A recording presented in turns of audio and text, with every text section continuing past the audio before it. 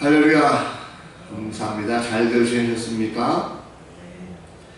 여러가지 질병 때문에 세상이 어지럽지만 그러나 오늘도 함께 모여서 예배합니다. 각 가정에서 또 일터에서 함께 영상을 통해서 예배하지만 하나님께서 우리 가운데 함께 하시고 또 말씀을 통해서도 큰 은혜 주실 줄로 믿습니다. 요즘 아직 보면 코로나 때문에 웃지 못할 일들이 많이 생기는 것 같아요. 그래서 여러 가지 유머도 많이 있습니다. 주중에 친구 목사님의 이야기를 들었는데 그 목사님의 교회도 아마 영상으로 예배를 한 것 같아요. 그래서 영상으로 예배하게 되니까 이런 광고를 했답니다. 모든 성도들에게 다 문자를 보냈대요. 문자 보내면서 이번 주에 우리가 영상으로 예배를 드리니까 다들 교회 밴드에 들어오라 라는 이런 문자를 보냈답니다.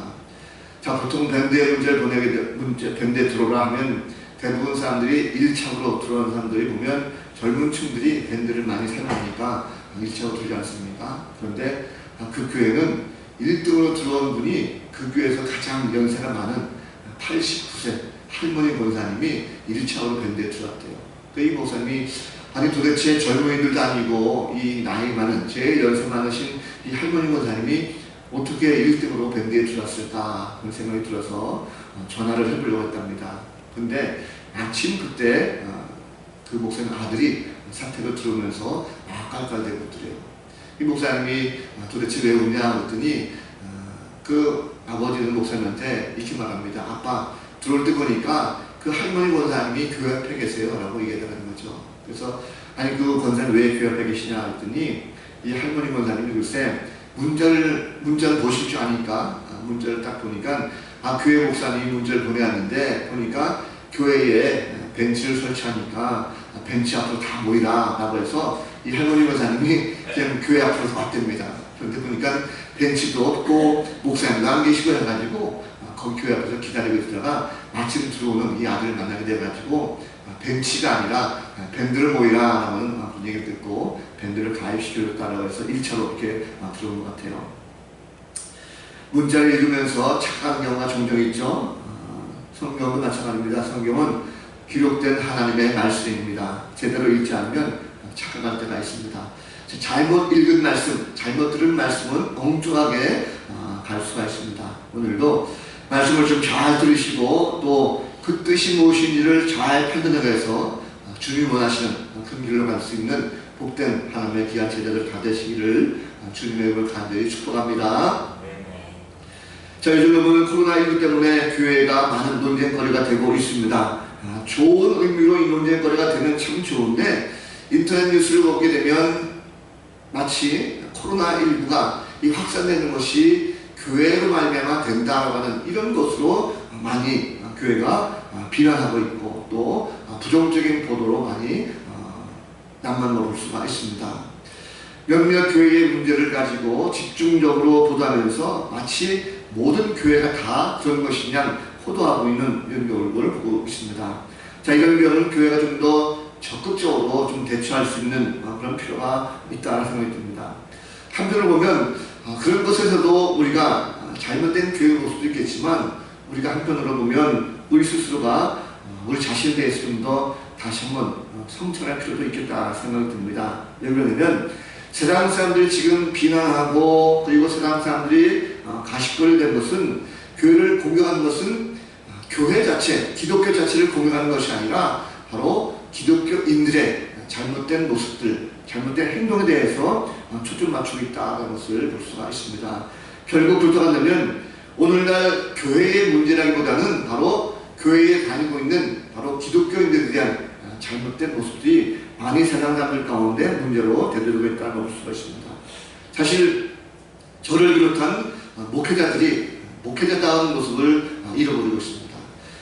말로만 그리스도이다 하면서도 그리스도인의 모습을 정말로 찾아가지 못하는 이런 사람들이 많이 있다는 거죠.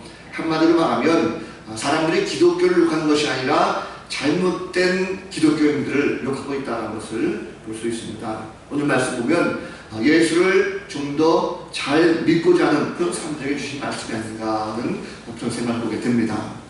자, 본문에 보면 예수님께서 가는 곳곳마다 기적을 보이시죠. 병자도 고치시고 그리고 귀신도 쫓아내시고 심지어 죽은 자도 살리시고 이런 기적을 나타나고 있습니다. 이런 광경을 보았던 많은 사람들이 예수님을 무리지어 따라다니죠. 자, 그런데 저마다 그 예수님의 기적을 보고 다 예수님의 제자가 되고 싶어 합니다. 야, 나도 저분의 제자가 되고 싶다 해서 따라오죠. 자, 그런데 함께 가시던 예수님께서 그 무리들을 보시고 말씀하십니다. 특별히 제자들이 되기로 한다면, 제자가 되기로 한다면 여러 가지 조건을 말씀하고 있어요. 그 28절의 말씀 보면 두 가지 비유를 내지죠. 하나는 망대를 세우려고 하는 사람의 비용인데, 망대를 세우려고 한다면 그 세울 때에 비용이 얼마 될 것인지 미리 계산을 잘 하지 않느냐. 그렇게 너희도 뭔가 할 때는 계산을 좀 잘하라 하는 말씀을 하고 있고, 또 하나는 어떤 임금이 전쟁에 나가 싸울 때 10,000명의 군사를 가지고 상대방의 20,000명의 군사를 대해서 어떻게 싸울 것인가, 내가 이길 수가 있겠는가 잘 판단하고 헤아려서 만약에 이길 수 있다면 싸우지만 이길 수가 없다면 오히려 화해를 초는 것이 옳지 않느냐, 이 모든 것을 잘 판단하라 라는 말씀을 하고 있습니다. 그러면서 하신 말씀이 이와 같이 제자가 되기 원한다고 하면 섣불리 그냥 막 제자가 되겠다고 하지 말고 잘 머릿속으로 판단하고 계산해서 그리고 제자가 되는 것이 맞다라는 것을 말씀하고 있습니다. 자, 저는 개인적으로 보면 지금 많은 무리들이 예수님을 따라다니고 있습니다. 그러면 제자가 되겠다고 많은 사람들이 따라온다면 그 자체가 좋은 거 아니겠어요?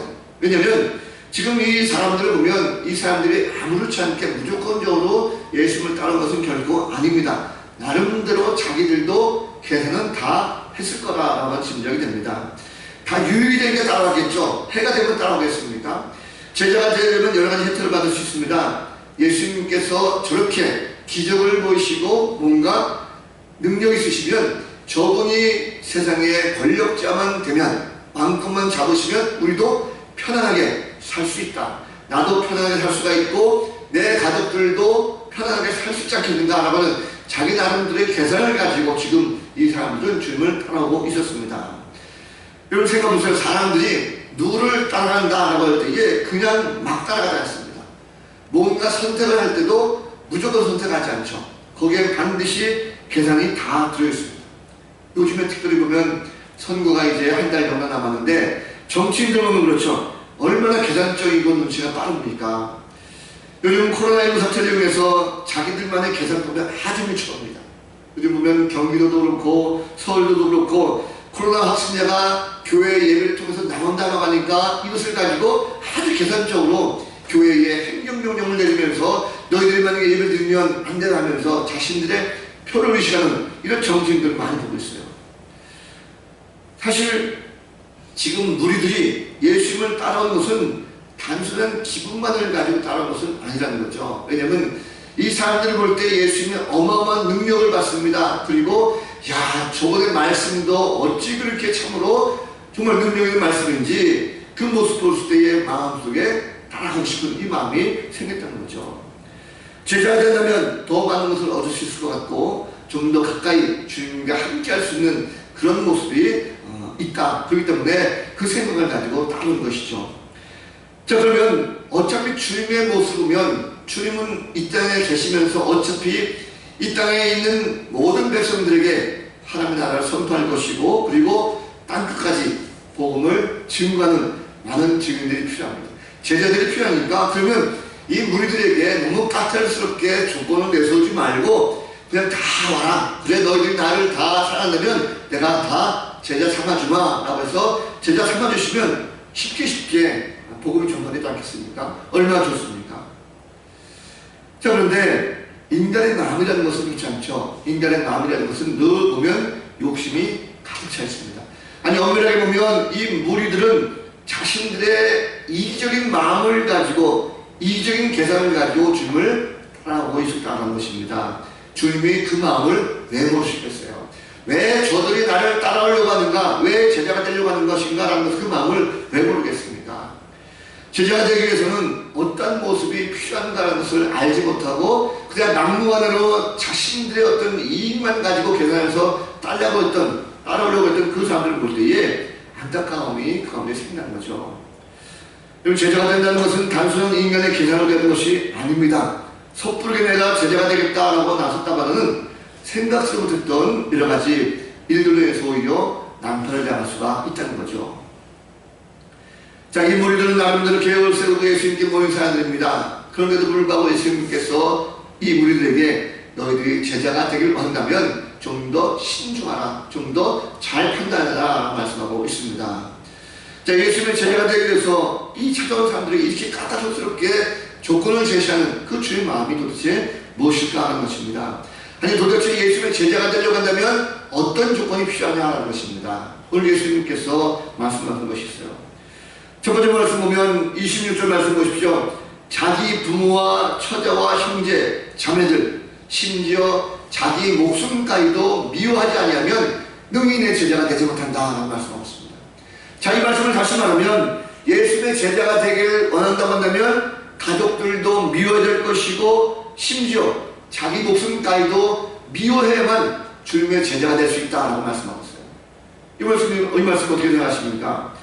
정말 예수님의 제자가 되려고 하려면 가족들도 미워하고 자신도 미워야 됩니까? 이러면 예수님 말씀과 대치가 되는 것이 많이 있어요.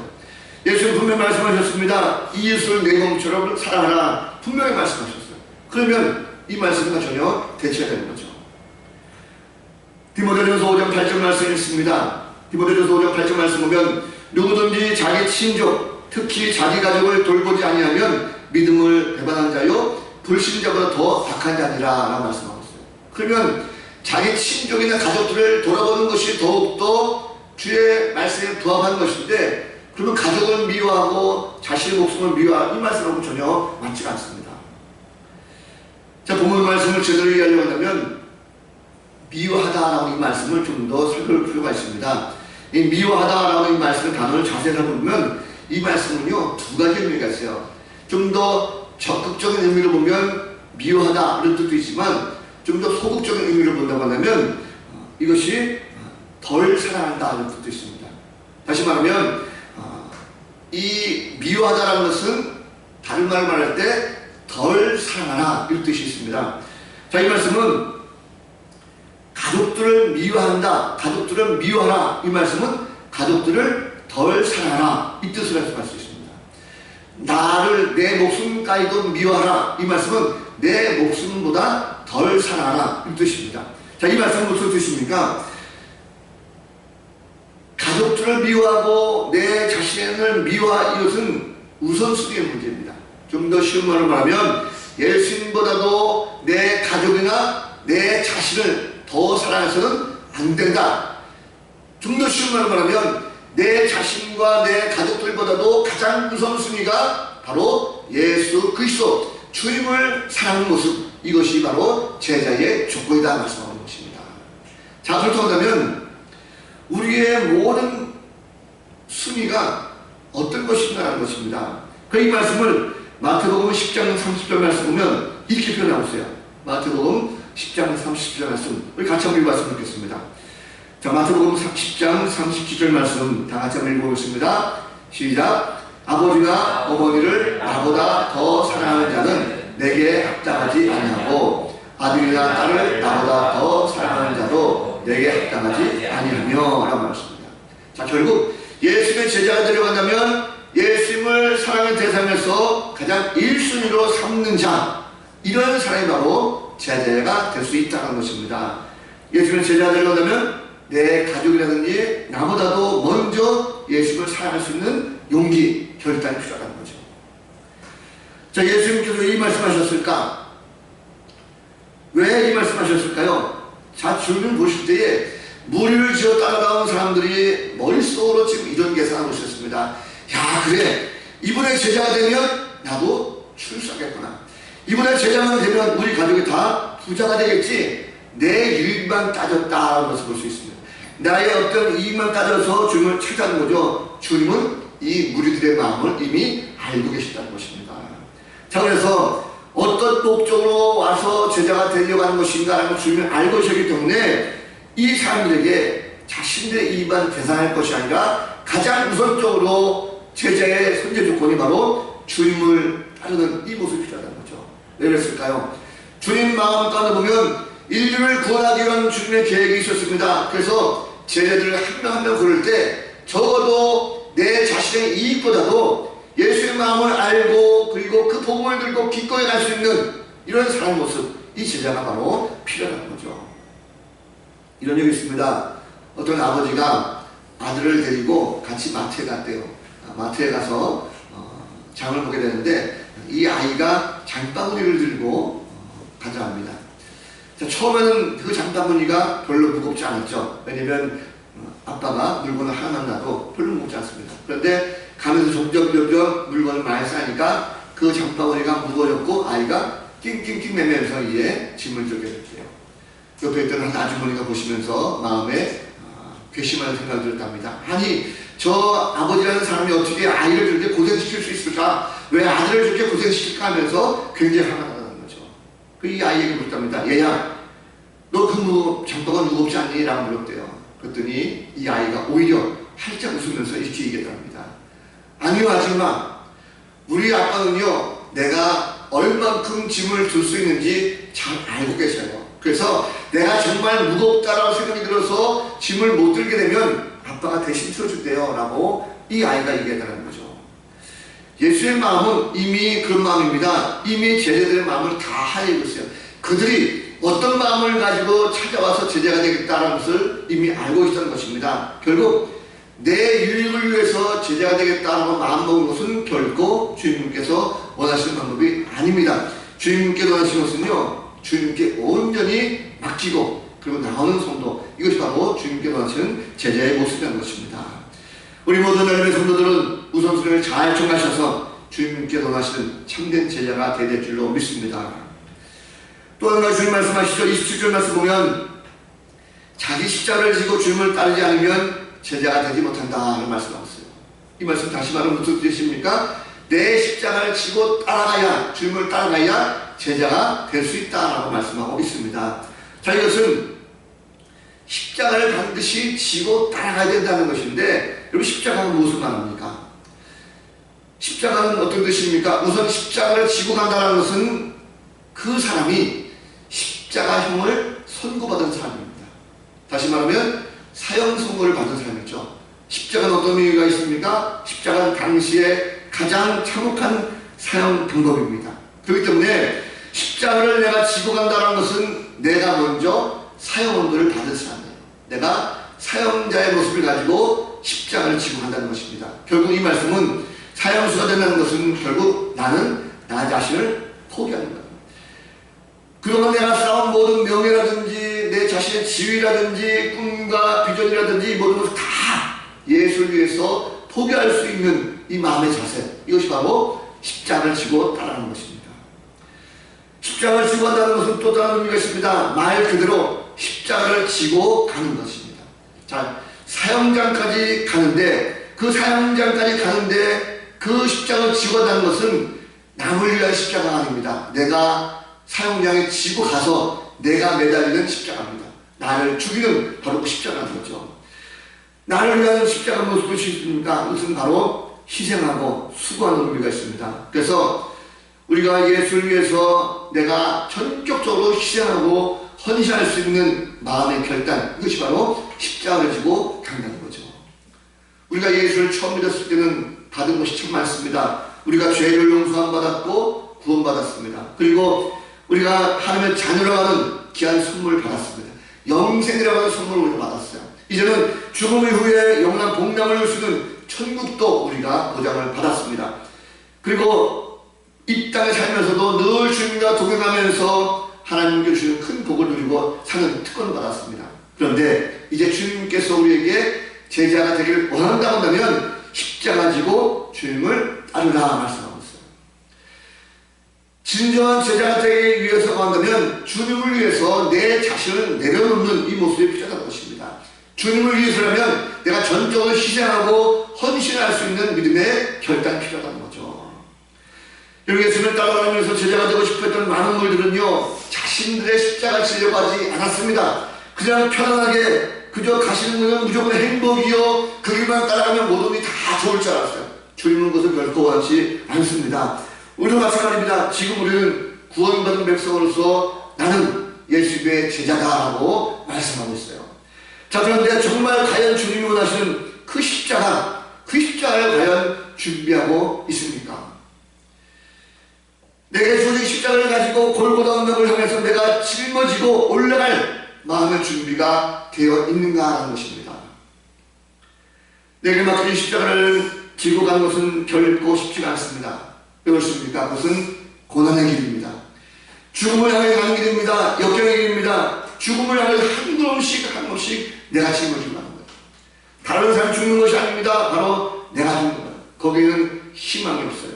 오직 죽음만이 있습니다. 그러나 주님의 제자를 만나면 내게 주어진 그 십자가를 지고 주님을 따라라 말씀하고 있어요. 왜 그렇습니까? 내가 그 십자가를 지고 갈 때에 바로 예수 그리스도께서 진정한 주님의 제자로 여겨주시기 때문에 그렇습니다. 사람들은요, 예수 믿으면 면류관만 받으려고 해요. 의의 면류관, 생명의 면류관, 화려하고 빛나는 그 면류관만 받으려고 합니다. 그러나 십자가 없이는 결코 면류관이 주어지지 않습니다. 주님께서 제자가 되기로 한다고 하면 자기 십자가를 지고 따르라 말씀하고 있어요. 우리가 진정으로 주님의 제자가 되기로 한다고 하면 내 십자가를 지고 주님을 따라갈 수 있는 그런 성도가 되어야 될 줄로 믿습니다. 또 한 가지 주님을 말씀하십니까? 33절 말씀 보면 자기의 모든 소유를 버리지 않으면 제자가 되지 못한다 라는 말씀하고 있습니다. 즉 예수님을 계속 따르려고 한다면 내 모든 소유를 버릴 각오를 하고 따르라는 말씀하고 있어요. 여기서 버린다 하는 말씀에 주목할 필요가 있습니다. 여기 버린다라는 단어는요, 이 말 뜻이 원래 헤어지다, 작별하다 이런 뜻으로 해석될 수가 있습니다. 그러니까 모든 소유를 버린다는 것은 내가 가질 수 있는 모든 소유에 다 작별하고 헤어지라는 말씀으로 해석할 수가 있다는 것입니다. 자, 이 소유를 버린다는 말은요, 내 소유 모든 것을 진짜로 버리라 이 뜻은 아닙니다. 왜 그렇습니까? 모든 소유를 주시는 것도요, 하나님의 은혜입니다. 내가 누리는 것도 하나님의 은혜입니다. 이 말씀의 좀 더 깊은 뜻은요, 내가 가질 수 있는 모든 소유, 내가 누릴 수 있는 모든 특권들, 이런 것들까지도 다 버릴 정도의 각오를 마음속에 단단히 하고 주님을 따라가야 그것이 바로 진정한 주님의 제자다라는 것을 말씀하고 있습니다. 내 소유, 내가 가질 수 있는 모든 소유에 대한 집착을 버리라는 뜻이죠. 자, 그러고 나면 지금 예수를 따라가는 우리들은 얼마나 많은 욕심을 가지고 있습니까? 자신이 가진 모든 것들에 대한 집착이 있었어요. 내 가족들, 내 명예, 내 부유함, 내 물질들, 이 모든 것에 대한 욕심이 그들 가운데 있었고 집착할 수 있는 그 마음이 그들 가운데 있었다는 것입니다. 그들은 결코 영적으로 주님을 바라본 것이 아니었어요. 그들은 눈에 보는 모든 출세와 성공을 노리고 예수님을 따라다니는 이 무리들이 많이 있었다는 것입니다. 돈과 권력과 출세지향적인 사람들이 물들여서 예수님의 제자가 되겠다고 따라다니고 있었어요.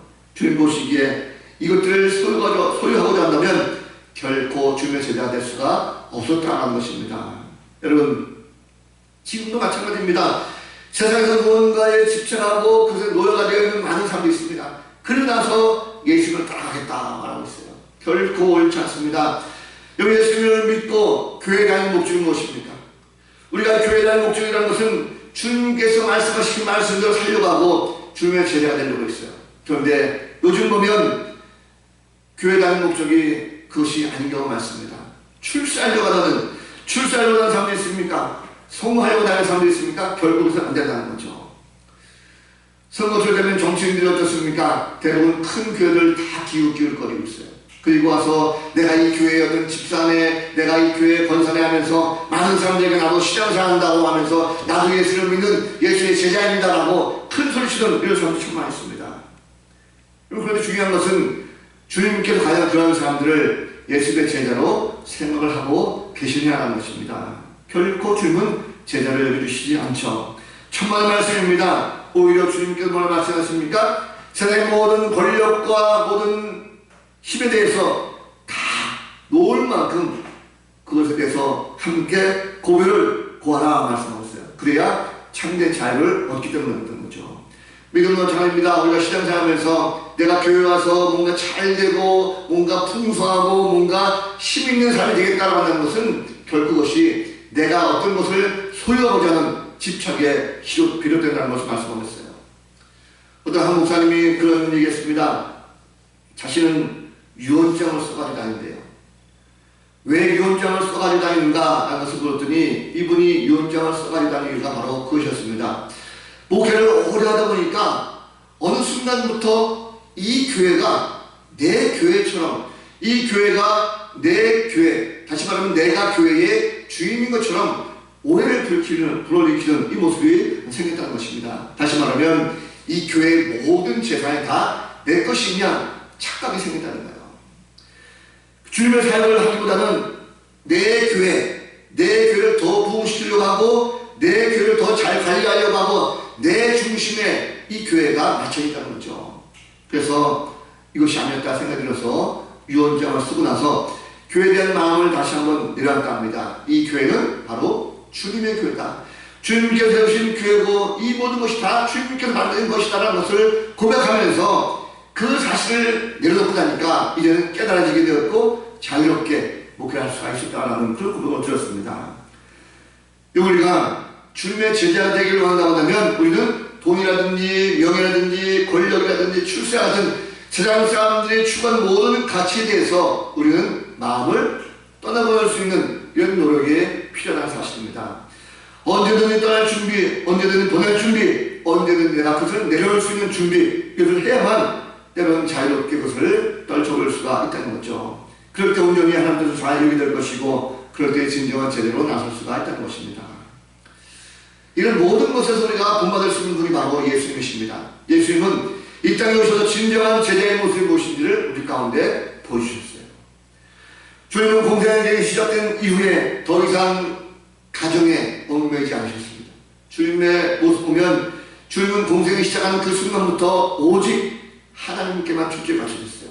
하나님께서 원하시는 것, 하나님께서 하라시는 것, 하나님께서 추구하시는 것, 그 모든 것에 다 주님의 사역이 맞춰져 있고 거기에 헌신하셨던 주의 모습을 찾아볼 수가 있습니다. 예수님은 세상에 향한 하나님의 생각을 알고 있었다는 거죠. 그래서 하나님 아버지의 뜻이 무엇인지를 알고 내 뜻대로 마옵시고 아버지의 뜻대로 하옵소서 하면서 하나님 뜻에 맞춰서 모든 것을 다 한 걸음 사역을 하는 볼 수가 있습니다. 인류의 모든 구원을 위해서 친히 죄를 다 지시고 십자가 지시고 골고다까지 올라가신 주의 모습을 우리가 알고 있습니다. 주님은 결코 가족을 무시하거나 또 가족을 아니라는 것은 아닙니다. 십자가 달려 마지막 죽으시면서까지도 제자 요한에게 그 주님의 육신의 몸이었던 마리아를 부탁하셨어요. 결국 주님께서는요 마지막 순간까지도 오직 하나님께 초점 맞춰져 있었고 그리고 자신의 모든 소를 다 내려놓고 오직 그 인류 구원에 대한 목적을 가지고 한 걸음씩 한 걸음씩 참된 제자의 모습 어떤 것인지를 우리 가운데 보여주다는 것입니다. 자, 요즘 보면 세상 사람들은요 참 약삭빠릅니다. 참 계산을 잘하죠. 내 자신에게 이익이 되는 일은 얼마든지 합니다. 그런데 손해가 되는 일은 절대로 하지 않습니다. 힘들고 어려운 일을 하지 않으려고 하는 것이죠. 그래서 사람들에게 뭔가 이기적인 것이 참 많았어요. 그런데 오늘 말씀 보면 예수의 제자라고 한다면 올바른 행동들, 올바른 계산이 반드시 필요합니다. 어떤 계산입니까? 주님이 원하시는 방법대로, 주님께서 원하시는 대로 계산해야 된다는 거죠. 세상은 가지려고 합니다. 그런데 주님의 계산 방법은 무엇입니까? 오히려 나눠주라는 거예요. 세상 사람들은 오히려 힘 있는 자들과 권력 있는 자들에게 다가갑니다. 그런데 주님의 방법은 무엇입니까? 강한 자들에게 다가가서 그 어린이들과 함께하고 그들에게 나눠주고 그들에게 베풀어주는 것입니다. 예수님께서는 주님을 따르는 제자들이 올바른 판단을 하기를 원하십니다. 예수님을 따르는 제자들은요 하나님께 반드시 복음을 위해서 그 제자들은 사용하신다고 볼 수가 있습니다. 주님의 제자되려면 우리가 먼저 우선순위를 잘 계산해야 되는 거죠. 주님이 기뻐하시고 원하시는 것 무엇인지 우리가 잘 알려야 것입니다. 십자가 지고 묵묵주님을 따라가서 내 소유를 할지라도 주님이 원하신다고 하면 기꺼이 그것을 포기할 줄 알고 주님께 맞출 수 있는 그런 성도가 될 줄로 믿습니다. 주님이 원하시는 방법으로 제자의 삶을 준비하지 않으면 주님을 절대 기쁘시게 할 수가 없습니다. 주님의 제자는 반드시 주님의 말씀하신 대로 주님의 판단대로 움직이게 되어 있어요. 주님은 무리 가운데 진정으로 주의 뜻이 무엇인지를 알고 그 뜻대로 움직이는 자들만 주님께서 제자들로 삼아주셨어요. 그들은 진정한 제자가 되어서 세상에 나아가 살 때에 주님께서 하신 대로 세상에 맛을 내는 참된 제자들이 된 걸 볼 수가 있습니다. 우리 마찬가지죠. 우리가 예수를 믿고 구원받고 우리가 참된 예수님의 제자가 됐다고 한다면 주님께서 우리를 세상 가운데 빛으로 또 세상의 소금으로 우리를 기쁘게 여겨주실 줄로 믿습니다. 어둠을 밝히고 맛있는 맛을 내는 일꾼으로 주님께서 만들어주신 것입니다. 예수님의 제자들은 무엇을 먹을까 입을까 마실까 생각하지 않습니다. 왜 그렇습니까? 주의 마음은요 이미 주님께 모든 걸 맡길 때 먹이시고 입히시다는 것을 깨달았기 때문이죠.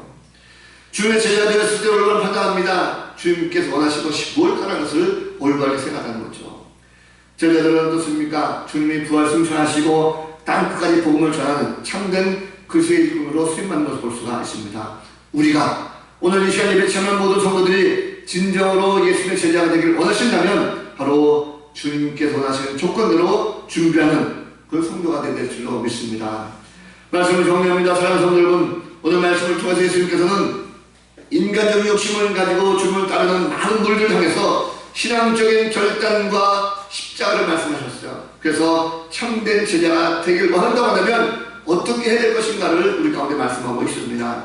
그 말씀을 따라서 우리도 참된 주님의 제자가 되길 원한다고 한다면 내 삶의 우선순위를 잘 정해서 무엇보다도 주님을 위해서라면 내가 가지고 있는 모든 것까지도 기꺼이 다 포기할 수 있는 그런 마음들, 그리고 내게 주는 그 십자가를 가지고 묵묵히 주님을 향해서 한 걸음씩 한 걸음씩 따라갈 수 있는 이런 성도의 마음의 결단이 우리 가운데 있을 줄로 믿습니다. 우리가 그런 마음을 가지고 함께 주님을 따랐으면 좋겠습니다. 지금은 사순절 기간입니다. 이제 중반을 넘어서게 됐어요. 한 주간 동안 살면 여러 가지 코로나19 때문에 마음은 무겁고 어려움은 가득합니다. 두려움이 있습니다. 근심이 있습니다. 그런데 그럴 때일수록 우리가 주의 제자로 가는 이 사명을 가지고 날마다 말씀을 묵상하면서 묵묵히 제자의 길을 잘 갔으면 좋겠습니다. 오늘 말씀을 잘 기억하셔서 참된 제자의 길을 갈 수 있는 복된 성도들 다 되시기를 우리 구주 예수 그리스도 이름으로 간절히 축원을 드립니다. 기도하겠습니다. 돌아가신 하나님, 주의 제자가 되게 따라가는 마음만 가는 것이 아니라 주의 마음을 잘 헤아려서 삶의 우선순위를 잘 정하게 하시고 내게 맡겨주신 십자가 묵묵히 치고 그 길을 갈 수 있는 믿음의 위대한 제자들 되게 하여 주옵소서. 그 어떤 것이 할지라도 주님 원하시면 과감하게 포기하고 주님 뜻을 따라 순종해 나갈 수 있도록 주 인도하여 주옵소서. 감사 찬양하고 살아계신 예수 그리스도 이름으로 간절히 기도하옵나이다. 아멘.